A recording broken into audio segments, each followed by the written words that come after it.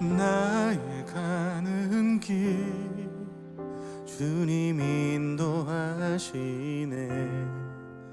그는 보이지 않아도 날 위해 일하시네.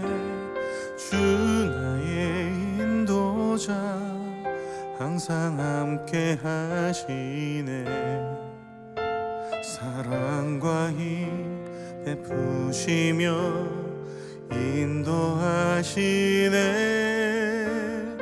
인도하시네.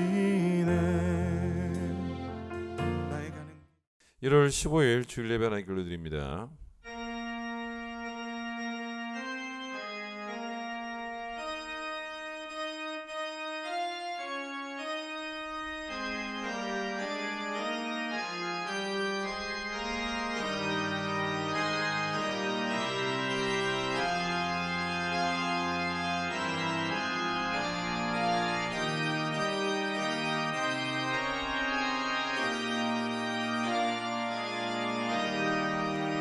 할렐루야. 우리 하나님을 찬양하느니 선함이요 찬송하느니 아름답고 마땅하도다. 오라 우리가 여호와께 노래하며 우리의 구원의 반석을 향하여 즐거이 외치자. 해 돋는 데에서부터 해 지는 데까지 여호와의 이름이 찬양을 받으시리로다. 아멘.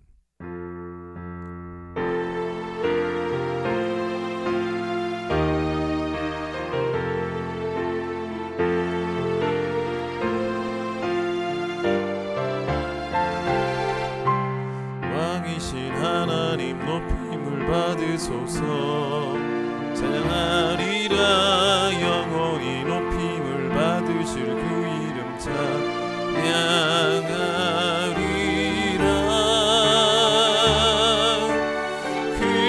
그리스도 진리로 다스리네. 기뻐하라 온 땅이여 찬양하라.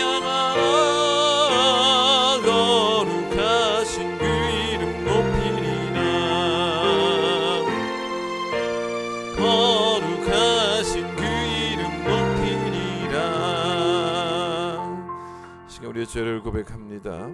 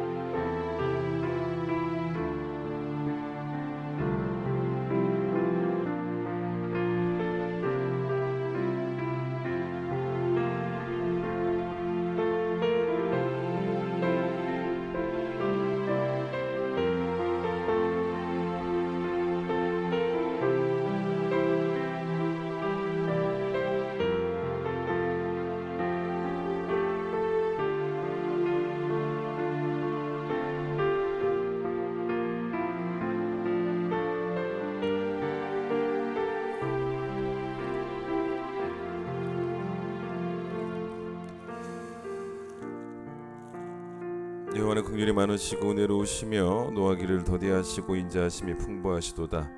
우리의 죄를 따라 우리를 처벌하지는 아니하시며 우리의 죄악을 따라 우리에게 그대로 갚지는 아니하셨으니 동이 서에서 먼 것 같이 우리의 죄가를 우리에게서 멀리 옮기셨느니라. 아멘. 신앙 고백합니다. 나는 전능하신 아버지 하나님 천지의 창조주를 믿습니다. 나는 그의 유일하신 아들 우리 주 예수 그리스도를 믿습니다. 그는 성령으로 잉태되어 동정녀 마리아에게서 나시고 본디오 빌라도에게 고난을 받아 십자가에 못 박혀 죽으시고 장사된 지 사흘 만에 죽은 자 가운데서 다시 살아나셨으며 하늘에 오르시어 전능하신 아버지 하나님 우편에 앉아 계시다가 거기로부터 살아있는 자와 죽은 자를 심판하러 오십니다. 나는 성령을 믿으며 거룩한 공교회와 성도의 교제와 죄를 용서받는 것과 몸의 부활과 영생을 믿습니다. 아멘. 183장입니다.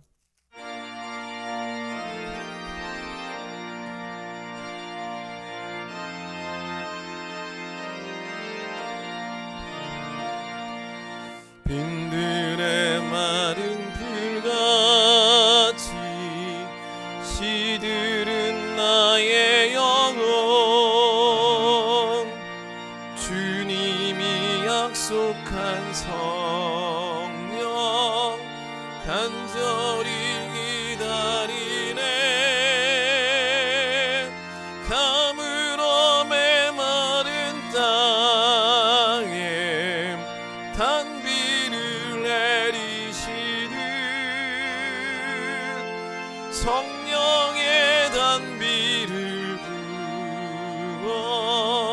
새 생명 주옵소서. 반가운 빗소리 들려 산천이 춤을 추네. 봄비로 내리는 성령 내게도 주옵소서.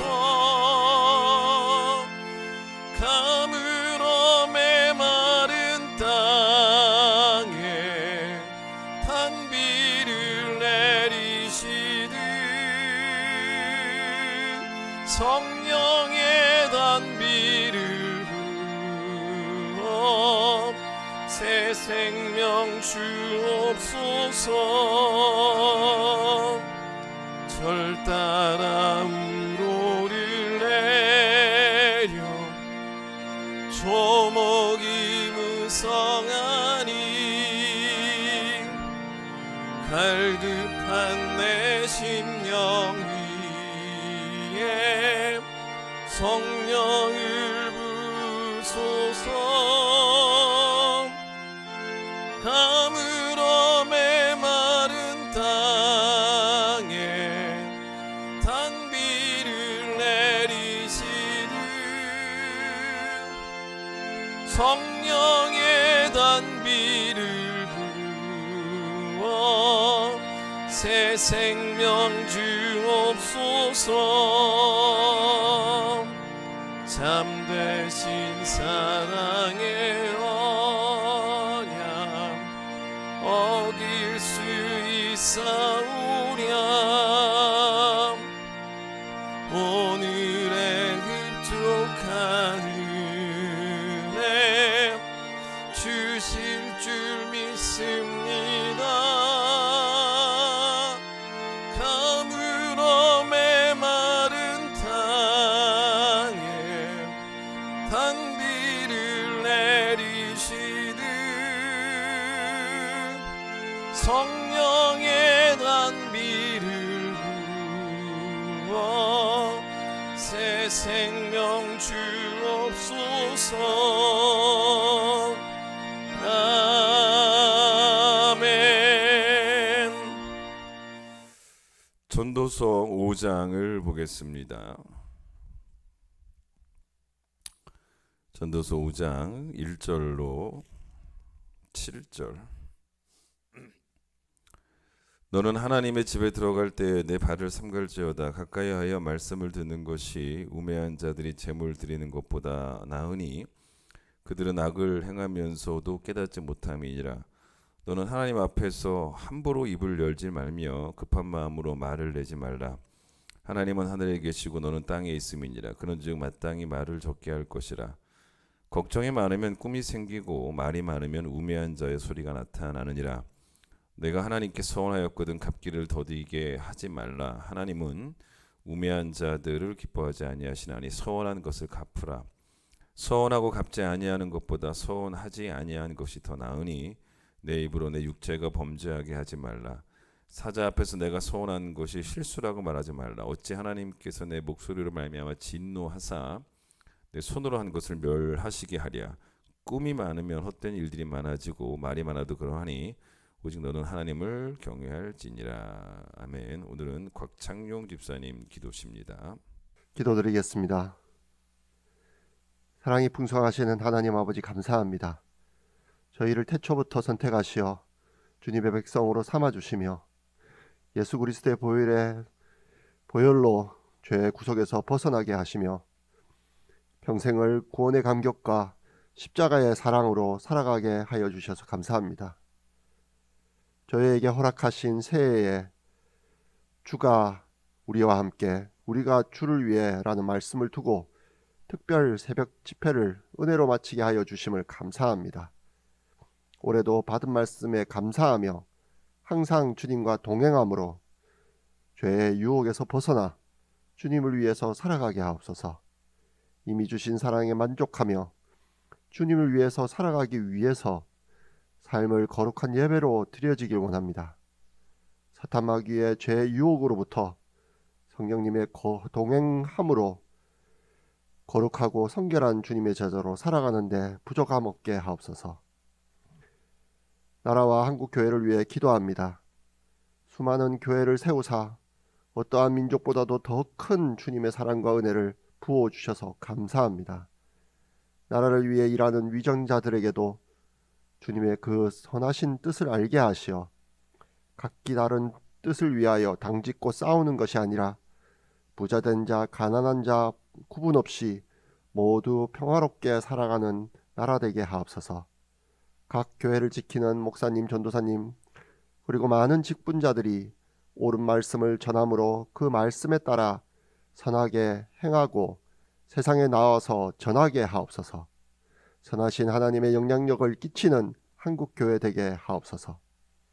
이 나라의 청년들을 위해 기도합니다. 경제적으로 더 어려워지고 고물가와 비싼 집 가격과 취업은 점점 더 어려워지고 있습니다. 이럴 때일수록 믿는 청년들이 욕심으로부터 자유로워지며 근심과 염려보다는 주님의 말씀을 붙잡아 어렵고도 힘든 이 시기를 잘 이겨내게 하옵소서. 세상이 욕정으로 채워질 때에 믿는 주의 자녀는 말씀으로 채워지고 주님의 사랑으로 평온하며 주님을 위해서 살아가는 청년들 되게 하옵소서. 교회의 환우들을 위해 기도합니다. 병마의 고통 속에서 얼마나 힘들고 절망적일까 생각하게 됩니다. 주님 그들에게 직접 찾아오셔서 위로케 하시며 두려움을 평온함으로 고통을 희망으로 바꾸어 주시옵소서. 그 가족들과 바라보는 성도들에게도 기도로 위안을 얻고 고난을 통해서 더 믿음이 깊어지게 하옵소서. 김석한 목사님을 위해서 기도하길 원합니다.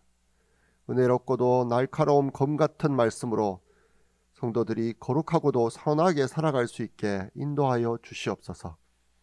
목회자의 소임을 다하는 그날까지 성실히 감당하게 하시며 성령님이 함께 항상 계셔 주님이 원하시는 목회자의 삶을 살아내게 하옵소서. 항상 건강 지켜주시고 그 가족에게도 은혜와 은혜를 더 부어 주시옵소서. 이제 말씀을 들으려 합니다. 큰 기쁨 교회가 말씀이 중심되어 말씀의 은혜 받고 말씀으로 변화케 되는 성도로 가득한 교회 되게 하옵소서. 단지 저희의 의지만으로 변화되지 않습니다. 주님의 은혜와 성령님의 동행함으로 가능한 것임을 믿습니다. 저희에게 말씀의 은혜가 넘치어 감격의 예배로 드리고 돌아가 삶을 거뜬히 살아가는 성도 되게 하옵소서. 예배를 준비하는 모든 손길에게 축복을 더하시고 이 모든 말씀 항상 저희와 동행하시는 예수 그리스도 이름으로 기도드립니다. 아멘.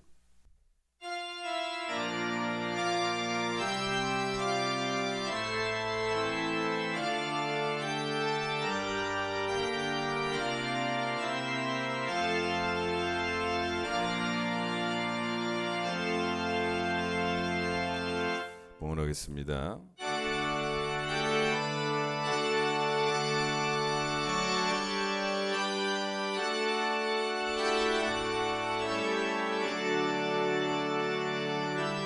내게 있는 모든 것을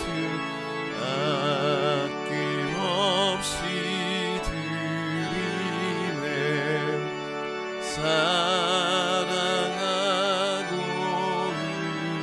의지하며 주만 따라 살리라. 주께 드리네. 주께 드리네. 사랑하는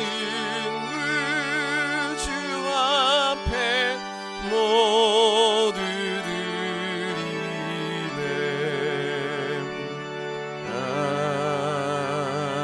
아멘. 하나님, 오늘 거룩한 주의 날 허락해 주심을 감사합니다. 예배하는 날이기에 얼마나 행복한지 모릅니다. 하나님도 우리 예배를 받으시고 기뻐하시는 귀한 주일 예배 되기를 간절히 소망합니다. 비록 코로나로 인해서 가정에서 드리는 예배이지만 그곳에서 하나님 만나는 예배가 되게 하여 주시고 하나님 음성 듣는 예배가 되게 하여 주시고 또 우리에게 어떻게 살아야 될지 분명한 길을 보여주시는 하나님을 만나는 귀한 예배가 되게 하여 주시옵소서. 지난 한 주 동안 특세를 통하여 주신 은혜를 가슴에 새기게 하여 주시고 주가 우리와 함께 하시는 그 은혜가 얼마나 귀한지를 배웠으니 이제는 우리도 주를 위해 살아가는 결단들이 생겨나게 하시고 또 결단으로만 그치는 것이 아니라 삶의 열매로 분명히 나타날 수 있는 귀한 성도들 될 수 있도록 축복하여 주시옵소서. 주님께 귀한 예물 구분하여 드립니다. 내가 쓰지 않고 주님께 돌려드리는 그 마음 받아주시고 또 하나님 영광 위해서 귀하게 사용되시기를 소망하며 예수님 이름으로 기도드립니다. 아멘. 예, 지난 한 주 동안 특세 은혜 가운데 잘 끝마쳤습니다. 주신 은혜 잘 간직하시기를 바라고요. 돌아오는 이제 주일은 설 주일이죠. 그래서 오늘 여러분에게 그 설 가정 예배 순서지를 나눠드렸습니다. 예배를 현장에서 드리지 못하는 부탁하시는 분들은 홈페이지에서 다운받아서 사용하시면 되겠습니다. 이번 예배 순서지는 장성희 전사님이 설교를 쓰셨어요. 그래서 여러분 각 가정에서 전사님 설교 참 잘 쓰셨습니다. 가지고 가셔서 그 말씀 함께 나누면서 또 귀한 은혜 받는 예배가 되시기를 바랍니다. 대신방 계속 진행되어집니다. 이번 주 화, 목 이틀 동안 대신방 진행하도록 하겠습니다. 부서 명칭을 좀 변경합니다. 중등부, 고등부로 우리가 돼 있었던 걸요. 중등부를 청소년 1부, 또 고등부를 청소년 2부로 명칭을 변경하도록 하겠습니다. 김상원 집사님 아버님 장례 잘 끝마친 것 감사해서 오늘 떡을 헌납하셨는데 여러분 또 만나 뵈시면 또 위로를 전해 주시기를 바랍니다. 찬양하겠습니다.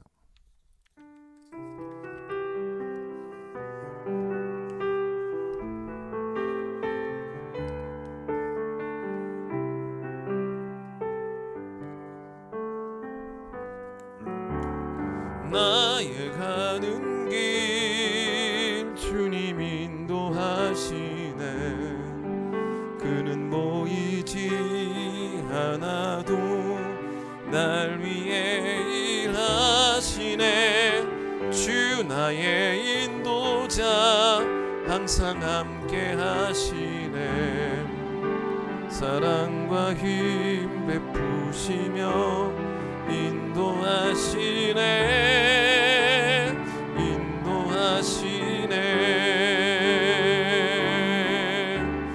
나의 가는 길 주님 인도하시네. 그는 보이지 않아도 날 위해 일하시네. 주 나의 인도자 항상 함께 하시네. 사랑과 힘 베푸시며 인도하시네.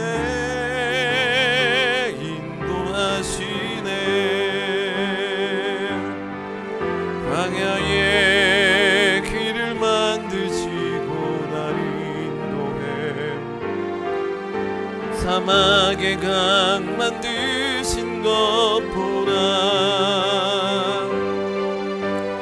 하늘과 땅 별에 두어 주의 말씀 영원히 내 삶 속에 새 일을 행하리. 나의 가는 길 주님 인도하시네. 그는 보이지 않아도 날 위해 일하시네. 주 나의 인도자 항상 함께 하시네. 사랑과 힘 베푸시며 인도하시네.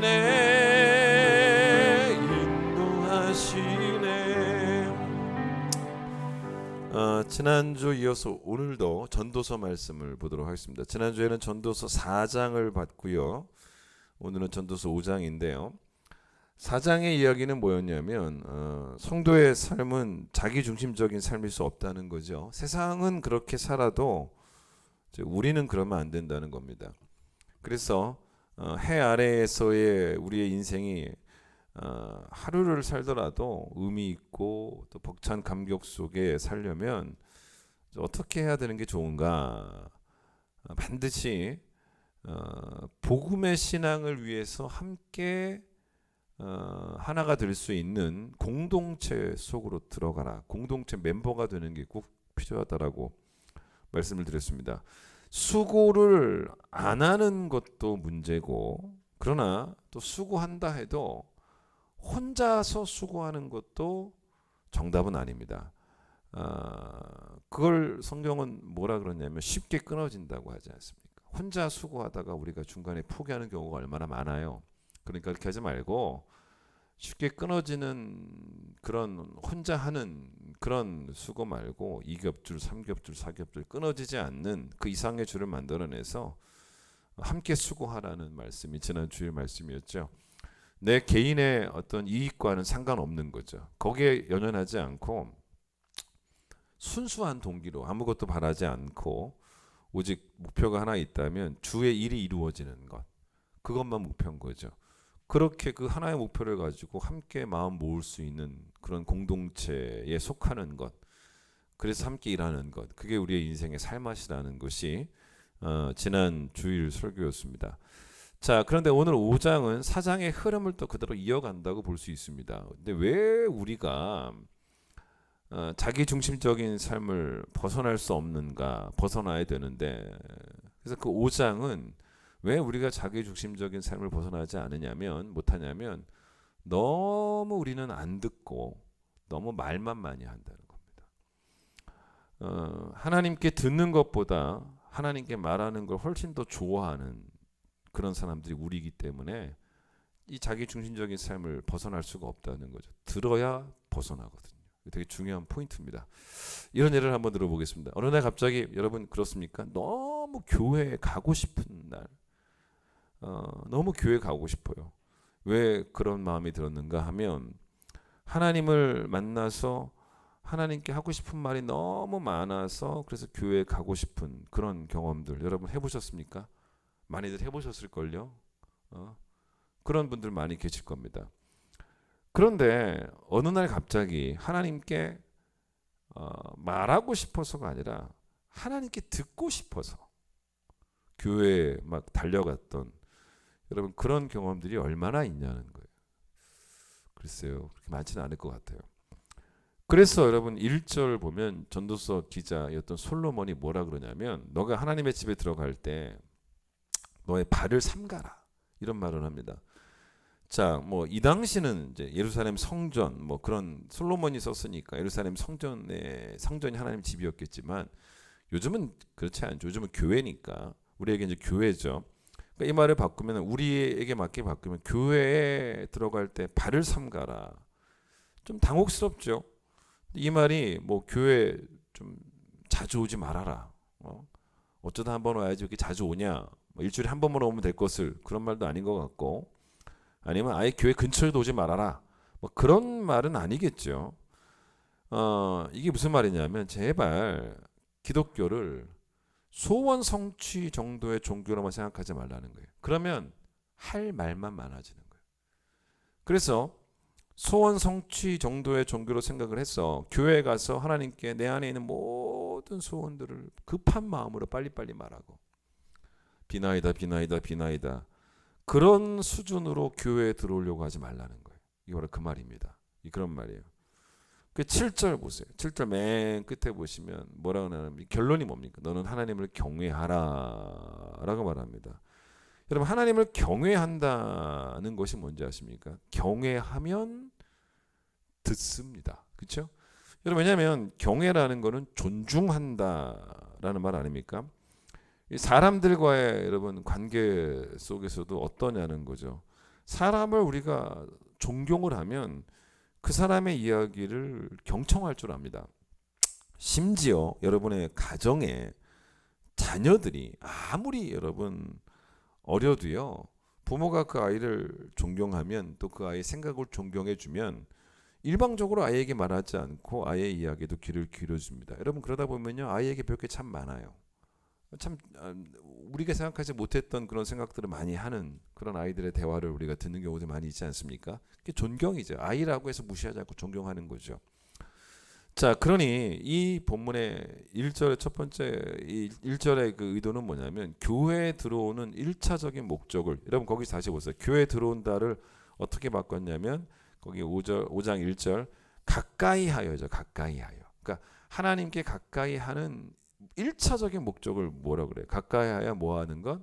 말씀을 듣는 것. 말씀을 듣는 것이라고 말하지 않습니까? 그러니까 경청하러 들어오라는 거예요. 자, 내가 하고 싶은 대로 다 하면서 하나님을 믿는다고 말하면 안 돼요.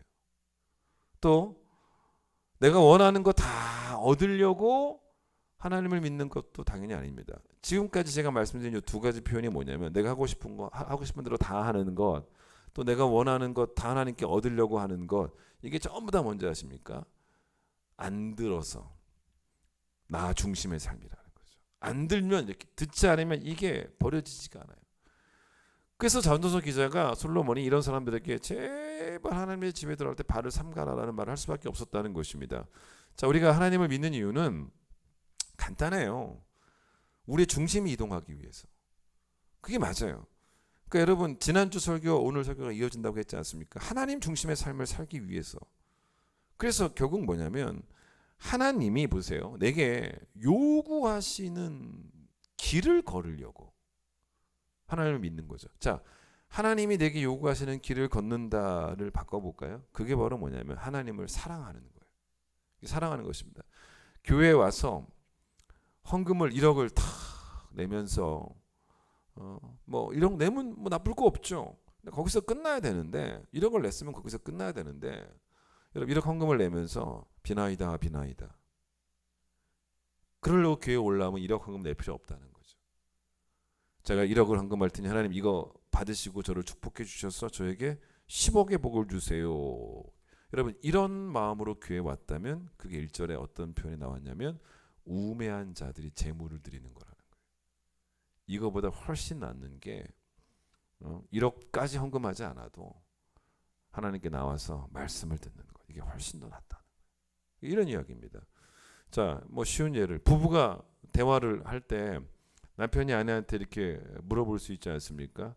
내가 당신한테 어떻게 해줄까를 물어본다는 것은 사실 사랑이죠. 사랑이 없으면 그런 거 물어보겠습니까? 그랬더니 아내가 남편에게 원하는 바를 다 이야기해줘. 난 당신이 이렇게 했으면 좋겠어. 근데 이제 그 이야기를 다 듣고도 아내의 바람과는 상관없이 남편이 그냥 원래 하고 싶었던 대로 그냥 다 아내에게 해버린다면, 그리고 나서 이게 당신을 향한 나의 사랑이야 라고 뭐 혹시라도 말하는 그런 남편이 있다면 웃긴 남편이죠. 뭐 그런 남편이 다 있습니까? 그러면서 나는 말이다, 내가 사랑하고 싶은 대로 사랑해, 나는 내 방식대로 사랑해 라고 말한다면 그건 사랑이 아니라 폭력이죠. 그러니까 하나님은 우리에게 네 마음대로 너를 위해서 살아라, 너만 사랑하면서 그렇게 살아라 라고 말씀하시는 분도 물론 아니겠지만, 또 그렇다고 너의 방식대로 나를 사랑해라 라고 말씀하시는 분도 아니라는 거죠. 그러면 굳이 하나님께 나와서 말씀을 들을 필요가 없어요. 근데 너의 방식대로 나를 사랑하는 게 아니고, 너의 방식대로 너를 사랑하는 것도 아니고, 너의 방식대로 하나님을 사랑하는 것도 아니라면 와서 들으라는 거예요. 들으라는 거예요. 그게 바로 이 말씀입니다. 나에게 가까이 와서 먼저 들어서 내가 너에게 원하는 방식대로, 내가 너에게 원하는 방식대로 나를 사랑해라 라고 말씀하시는 게 바로 이 본문이라는 거죠. 우리에게 보통 그 서로가 서로에게 귀를 기울여주는 것을 아주 좋은 표현을 쓰죠. 그걸 뭐라 그러냐면 소통이라고 합니다. 그러니까 소통이 단절되면 안 된다. 뭐 그런 거 맞지 않습니까? 뭐 우리나라 정부가 좋은 정부가 되려면 국민과 소통을 해야죠. 그렇죠? 국민과 소통하는 것 없이 만약에 대통령 마음대로 해버린다면 우리나라는 좋은 나라일 수가 없죠. 민주주의는 그러면 안 되는 거 아니겠습니까? 그게 바로 소통이에요. 그런데 여러분 자 보세요. 우리가 서로 소통할 수 있는 이유가 뭔지 아십니까? 그 이유는 뭐냐면 너도 땅에 있고 나도 땅에 있기 때문이에요. 똑같이 땅에 있으니까 서로 소통할 수 있는 거예요. 그런데 하나님과 우리 사이에는 소통이라는 단어가 틀린 표현입니다. 그건 불가능한 표현입니다. 왜 그러냐면 2절 보세요. 그 얘기예요. 하나님은 하늘에 계시고 우리는 땅에 있기 때문이라는 거예요. 그러니까 주제 파악을 하라는 거죠. 그러니까 우리와 하나님 사이는 소통이 불가능합니다. 안 된다는 거예요. 이건 소통이 아니고 하나님 쪽에서 우리로 향하시는 일방통행이라는 거죠. 여러분 이걸 신학적으로 뭐라고 말하는지 아십니까? 하나님이 우리와 소통하신다라고 말씀하지 않고 하나님이 우리에게 계시하신다. 계시예요, 계시. 기독교는 소통의 종교가 아니고 계시의 종교입니다. 그래서 우리에게 뭐가 필요하냐면 계속 완전해질 때까지 하나님을 아는 지식이 필요한 거죠. 그래서 우리는 오늘도 열심히 하나님에 대해서 공부를 하는 거예요. 왜 공부입니까? 하나님이 계시하시니까 공부해야 되는 거죠. 그러니까 하나님이 원하시는 방식대로 하나님을 사랑해 드리기 위해서 우리는 오늘도 하나님을 공부해야 되는 거죠.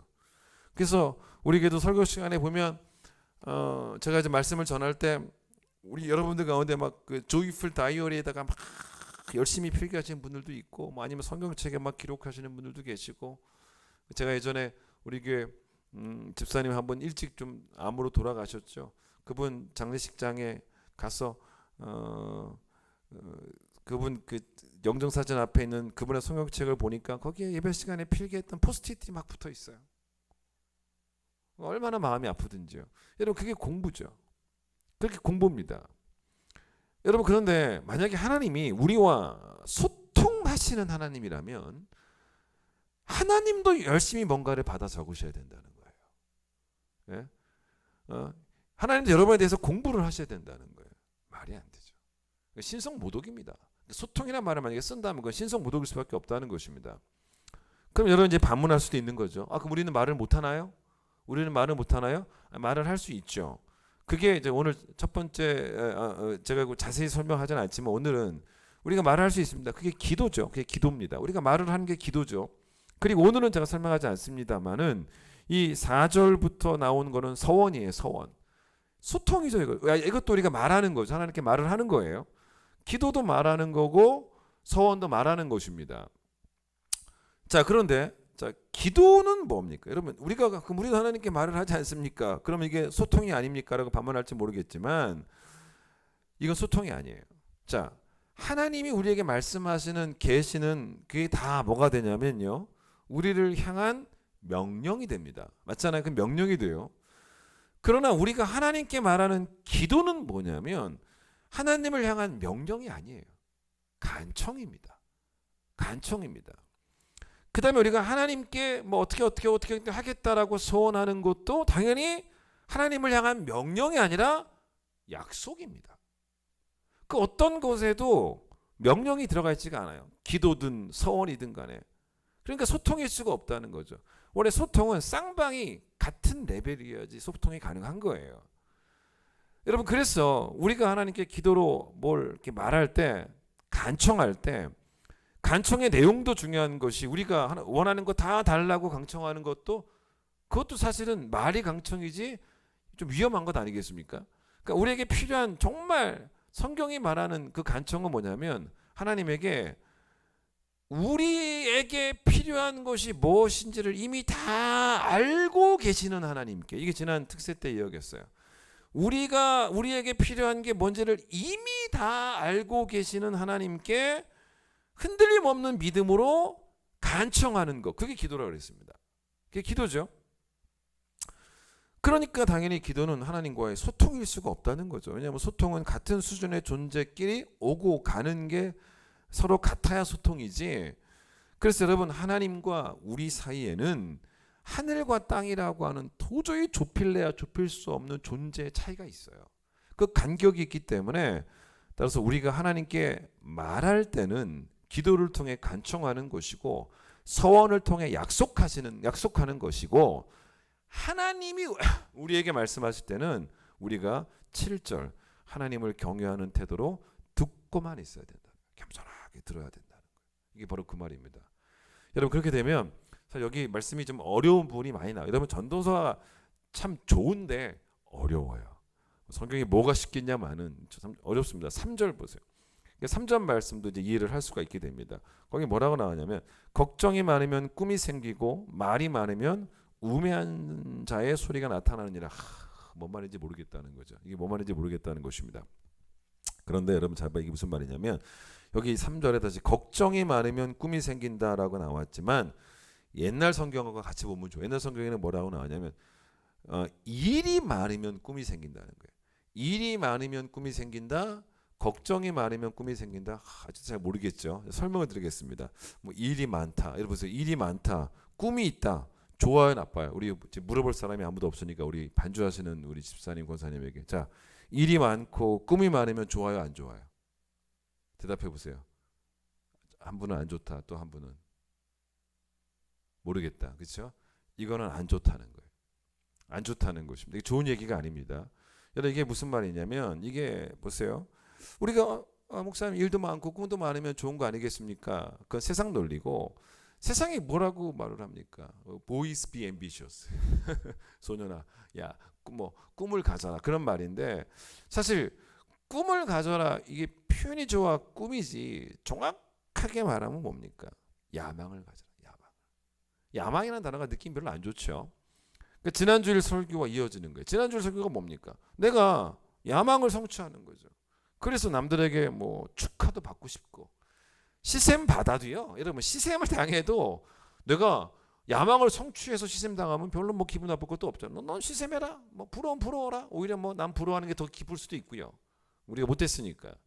그런데 나를 누군가 시기하는 한이 있더라도 야망을 성취하려고 그런 게 다 뭡니까? 지난주 설교가 이어진다니까요. 나 중심의 태도예요. 그런데 그렇기 때문에 여러분 일이 많다라는 말이 여기서 일이 많다는 말이 성실하게 하나님 앞에서 일을 한다 그 말이 아니에요. 그런 좋은 의미가 아니고 돈 많이 벌려고 욕심에 이끌려서 야망을 성취하려고 이 꿈을 성취하려고 일 중독이 되는 걸 말하는 거예요. 지난주에 말씀드렸지 않습니까? 그러다 보니 여러분 보세요. 일만 많아지는 게 아니죠. 일이 많아지면 야망이 많아지고 동시에 걱정도 커지고 그 얘기예요.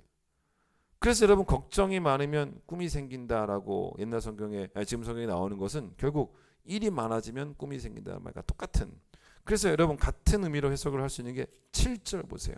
나왔잖아요. 그렇잖아. 이게 안 좋은 거였구나. 꿈이 많으면 헛된 일들이 많아진다는 거예요.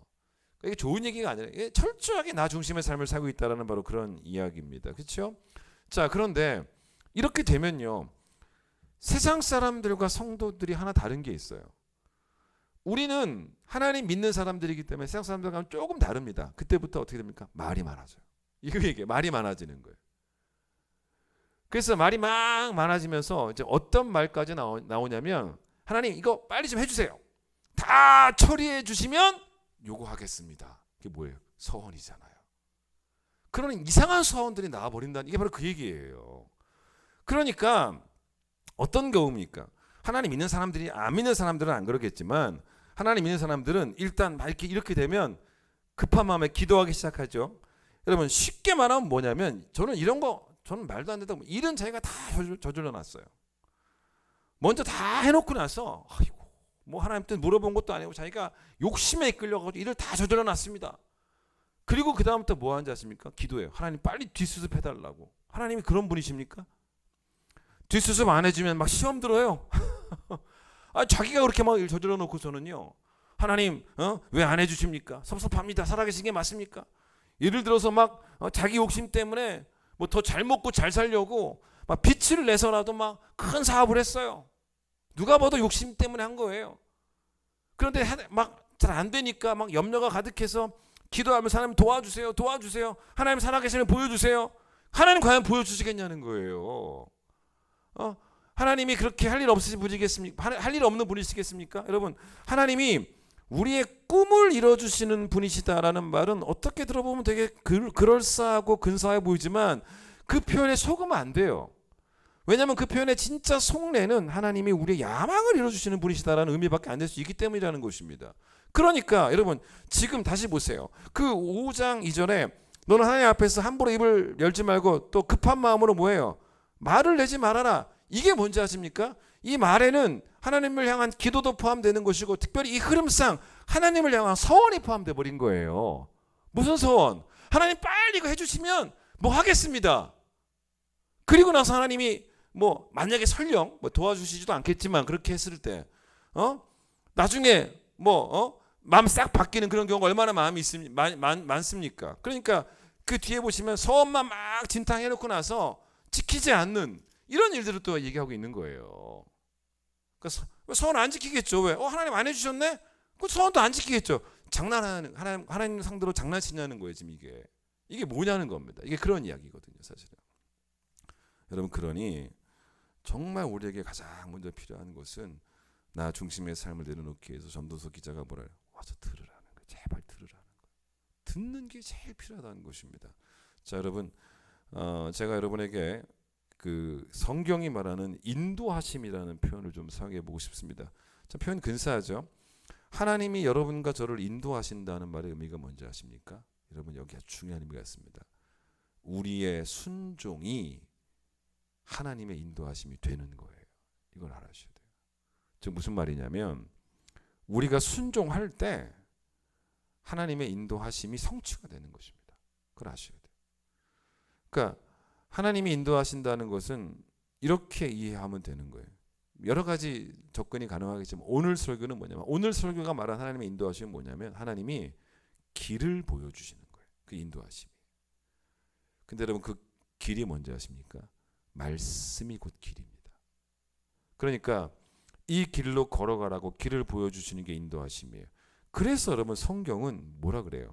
불순종, 순종하지 않는 것, 죄를 짓는 것을 뭐라 그럽니까? 실족이라고 하잖아요. 실족.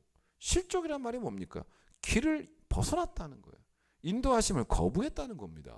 딱 들어맞는 표현 아니겠습니까? 그런데 여러분이 순종함으로 하나님이 보여주시는 길을 걸으면 여러분 어떻게 되는지 아십니까? 나중에 죽기 전에 살아온 삶을 이렇게 돌아보면서 내 인생 여정 끝내요 강 건너 언덕 이를 때 그 찬양 참 좋죠. 하늘 문 향해 말하리 예수 나를 인도하셨네. 그러니까 하나님이 내 삶을 인도하셨구나라는 고백을 비로소 하게 되는 거예요. 여러분의 순종이 하나님의 인도하심이 되는 거예요. 너무 중요한 것이거든요. 여러분 시편 23편에 다윗이 여호와는 나의 목자시니 내게 부족함이 없으리로다. 그 말씀을 막 읽으면서 나를 쉴만한 물가와 푸른 초장으로 인도하시는 도다가 2절에 너무너무 좋죠. 막 윗줄 막 쳐지고 아멘 나오고 막 그런 말씀 아니겠습니까? 근데 거기는 그런 인도하심을 말하지 않고 있다는 거죠. 여러분 쉴만한 물가, 푸른 초장, 그 되게 좋은 이야기 같아요. 제가 좀 이따 좀 약간 설명드리겠지만 그런데 하나님은 바로 그 뒤에 다윗이 뭐라고 고백하냐 3절에 뭐라고 하면 여호와께서 나를 인도하신다는 거예요. 어떻게 인도하십니까? 쉴만한 물가, 푸른 초장이 아니에요. 어디로? 의의 길로 인도하신다. 의의 길로. 그 인도하심 말하지 않습니까? 근데 그것도 뭐라 그래? 그것도 앞에 자기 이름을 위하여라는 거죠.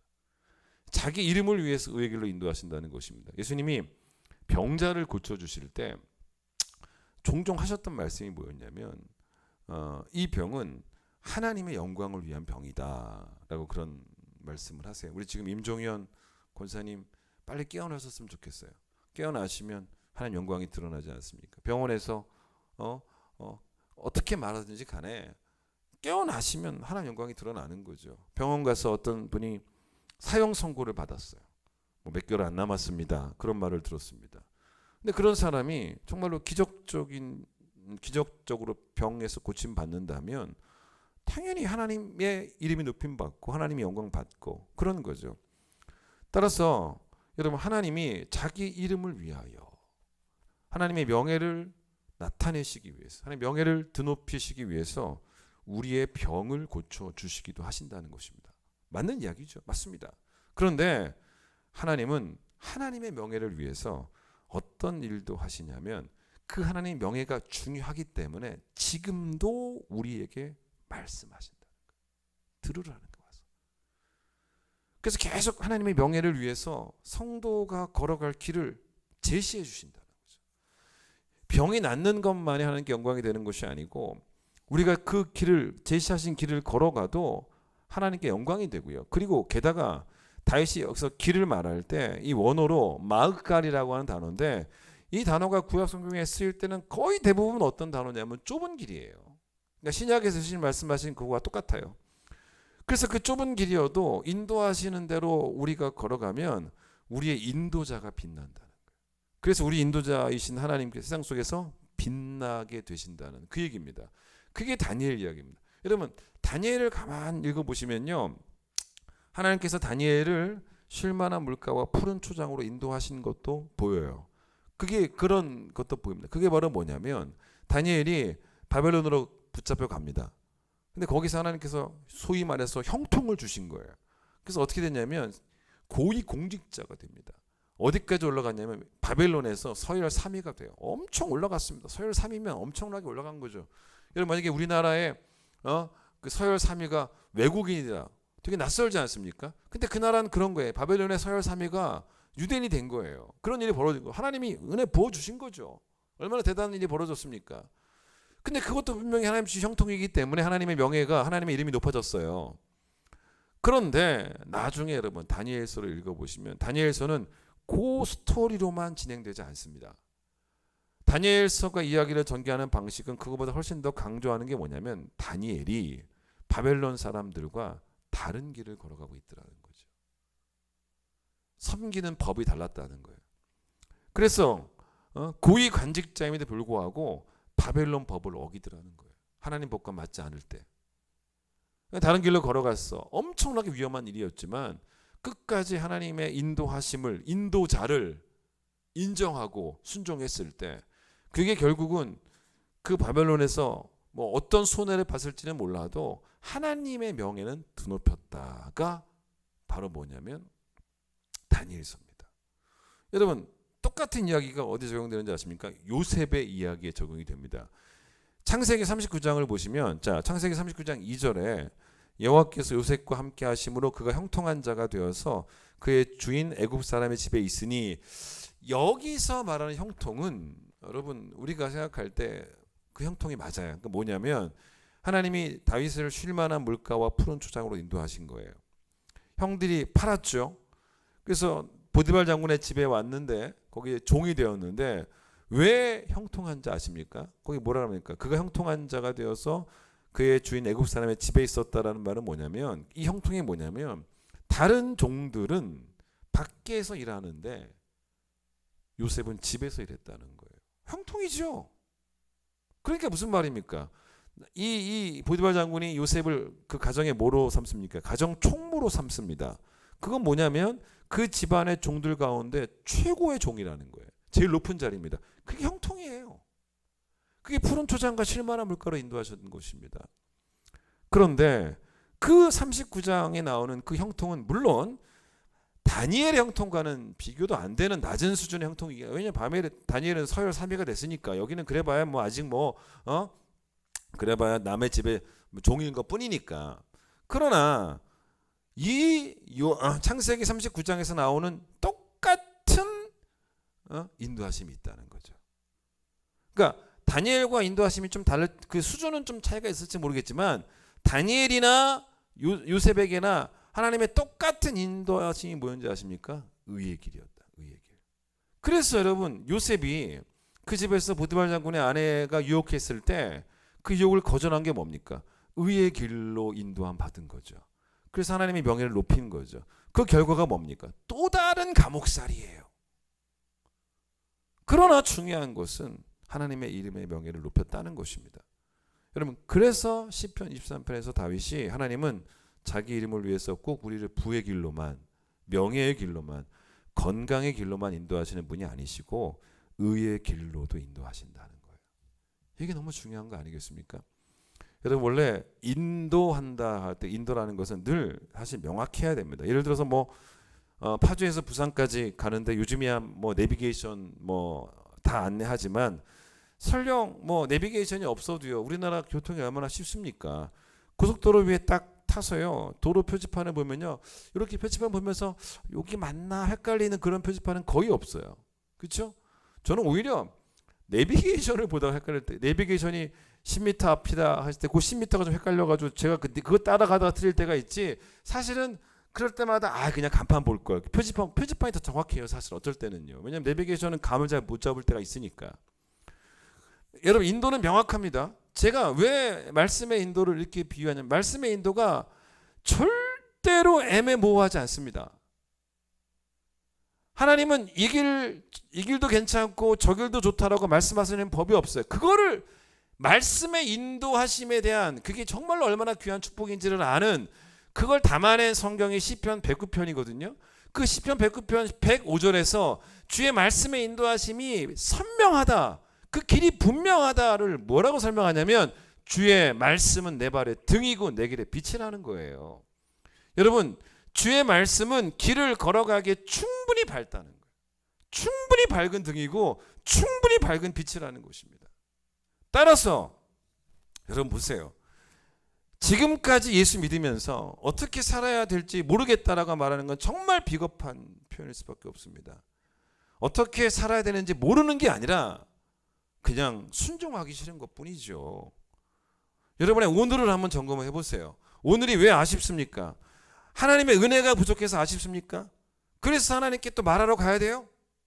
그게 아니라는 거예요. 오늘 본문은 그런 것 때문에 오늘이 아쉬운 게 아니라는 것입니다. 하나님의 은혜가 부족해서가 아니에요. 물론 하나님이 우리에게 은혜를 충분히 주시고 있지만 그렇다고 기도하지 말라는 말이 아니에요. 기도해야 되지만 오늘 본문은 우리의 오늘이 아쉬운 이유는 하나님의 은혜가 부족해서가 아니라 내 순종이 부족해서 아쉽다는 거예요.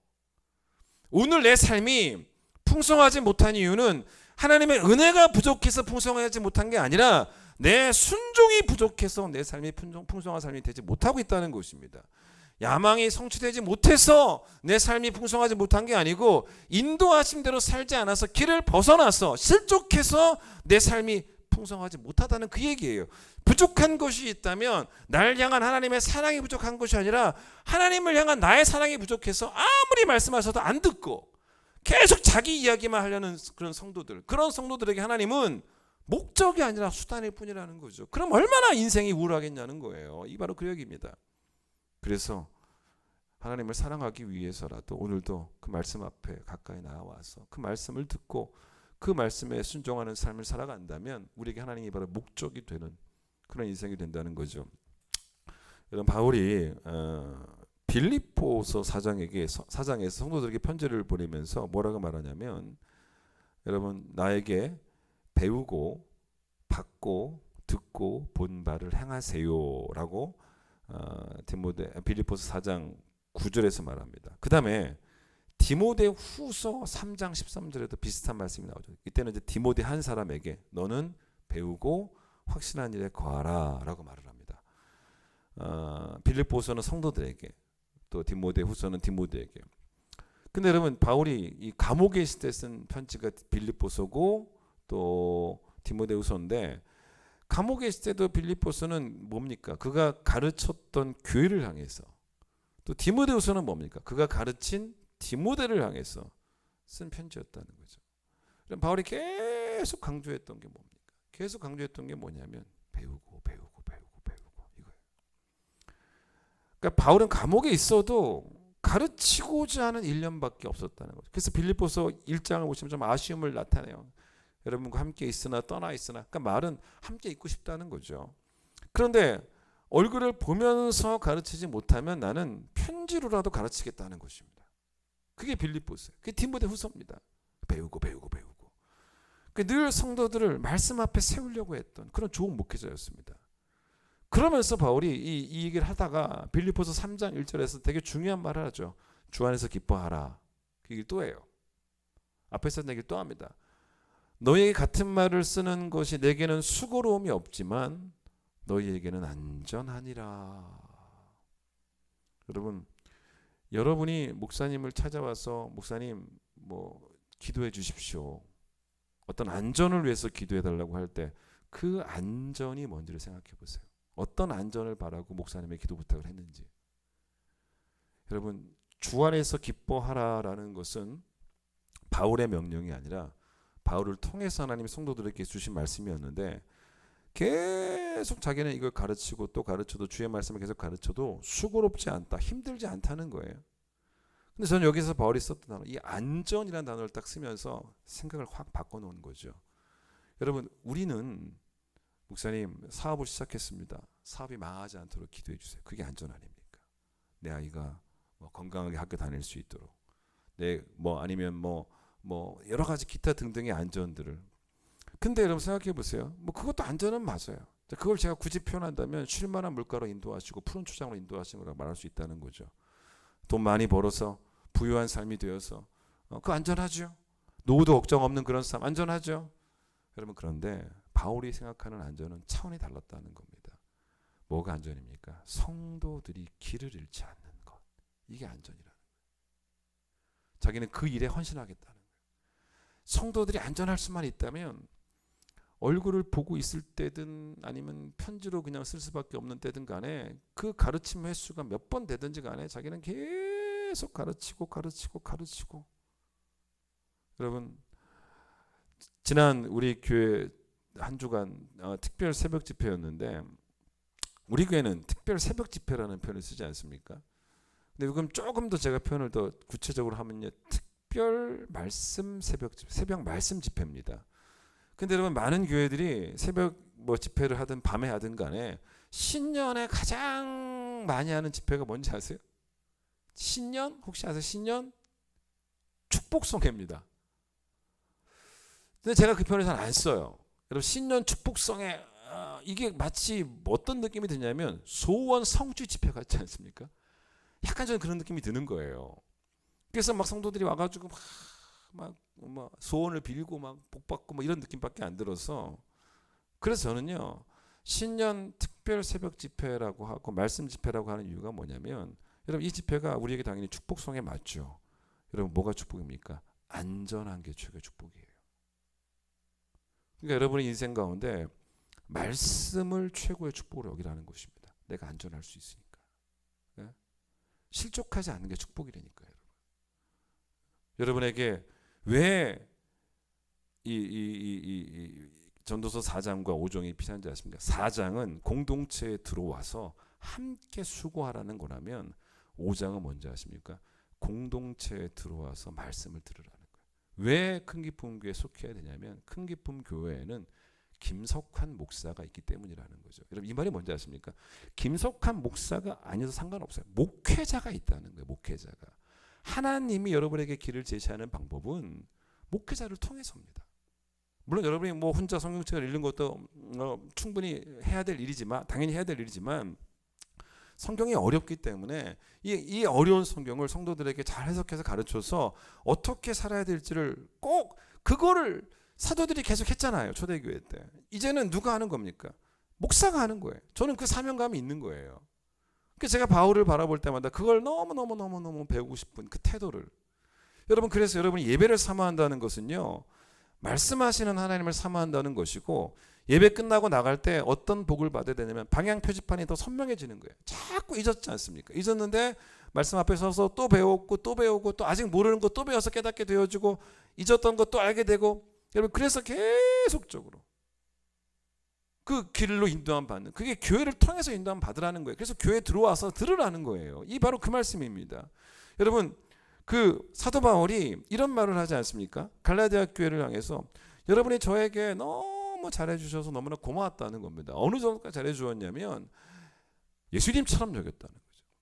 그래가지고 막 눈까지 빼내서 줄 정도 너무너무 좋아해, 너무너무 아껴줬다는 것입니다. 저도 그런 생각을 많이 해요. 목회자가 한국 교회에서 많이 사랑을 받아요. 여러분, 저도 많은 사랑을 받습니다. 여러분, 저를 얼마나 아껴주시고 좋아해 주시고 너무나 고마웠고 황송할 정도입니다. 어떤 분들은 기도할 때 뭐라고 기도하시냐면, 전 그 기도들은 뭉클해요. 어떻게 저렇게까지 절 위해 기도할 수 있을까? 목사님, 마음 상한 일 없도록 하나님 도와주세요. 저는 그게 너무너무 좋아요. 너무너무 막 황송하기도 하고, 어떻게 내가 이런 기도를 받을 만한, 진짜 이렇게 나를 아껴주시다니. 여러분, 그런데 잘 보세요. 그것도 물론 중요하지만 그렇게 저는 너무 오히려 그런 사랑이 너무 고마운 정도죠. 이렇게 내가 받아도 되나 싶은 정도입니다. 근데 예수님이 마리아와 마르다 집에 갔을 때 생각해보세요. 마리아와 마르다의 집에 갔을 때 누가 예수님을 잘 대접해 줬냐는 겁니다. 마리아였다는 거예요. 마르다 이전에. 왜요? 마리아는 들었다는 거예요. 들었다는 거예요. 마르다는 딴 걸 많이 했다면, 식사 준비를 했다면, 마리아는 들었다는 것입니다. 왜 사도 바울이 마음 아파했냐면, 갈라디아 교회를 상대로 여러분이 나를 향해서 이렇게 잘 대해줬는데 왜 갑자기 돌아섰냐는 거예요. 내가 여러분에게 바른 말을 했더니 원수처럼 여겼다는 것입니다. 제일 본질적인 부분에서 목사를 제일 아껴 써야 되는데, 우리에게 말씀을 주시는 목사님, 그래서 귀하게 여겼어야 되는 것인데 그 부분에 대해서 확 틀어졌다는 거죠. 그러니까 바로 너무 아픈 거예요. 그 마음이. 내 제일 중요한, 여러분 앞에서는 제일 중요한 이유는 목자로서 사도로서, 이게 사도로서 여러분에게 길을 인도하는 게 제가 할 일이기 때문에, 감옥이 있을 때도 편지를 보내고 그랬던 사람인데, 수고롭지도 않고 여러분의 안전을 위해서 가르치는 사람인데, 바른 말이라는 게 뭡니까? 안전한 길인 거죠. 잘못해도 잘했다고 말해주는 게 목회자겠습니까? 근데 그렇게 바른 말 했다고 돌아서면 되겠냐는 거예요. 얼마나 바울이 안타까워하는지 모릅니다. 그럼 바라건대 2023년 한 해가 이렇게 시작되면서 말씀 축제도 끝났고요. 이제 계속 매 주일마다 말씀을 들으실 거예요. 여러분 가정에서 말씀을 읽는 것도 중요하고요. 교회 와서 말씀 들을 때마다 이렇게 나를 사랑하셔서 또 말씀으로 인도하시는구나. 그 인도하심에 감격하시면서 늘 순종하여서 그게 하나님을 향한 사랑이 되는, 말씀을 들으니 더 이상 나 중심적인 삶을 살 수가 없게 되어지는 여러분 모두가 되시기를 간절히 축원드리겠습니다. 찬양하겠습니다.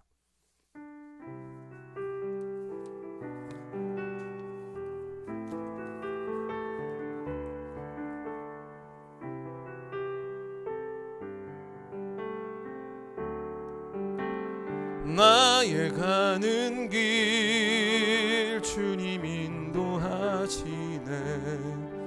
그는 보이지 않아도 날 위해 일하시네. 주 나의 인도자 항상 함께 하시네. 사랑과 힘 베푸시며 인도하시네.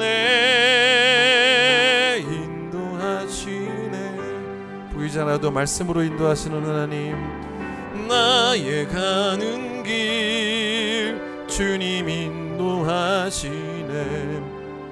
그는 보이지 않아도 날 위해 일하시네. 주 나의 인도자 항상 함께 하시네.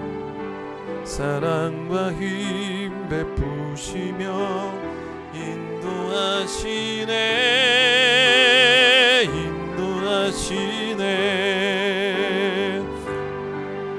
광야의 길을 만드시고 나를 인도해.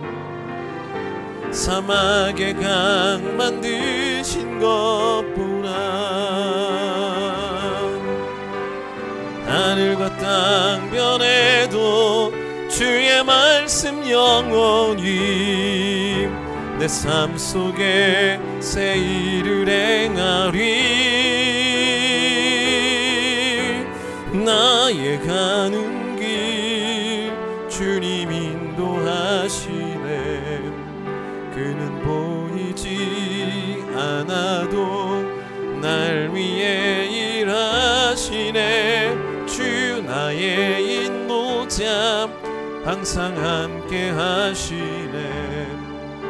사랑과 힘 베푸시며 인도하시네.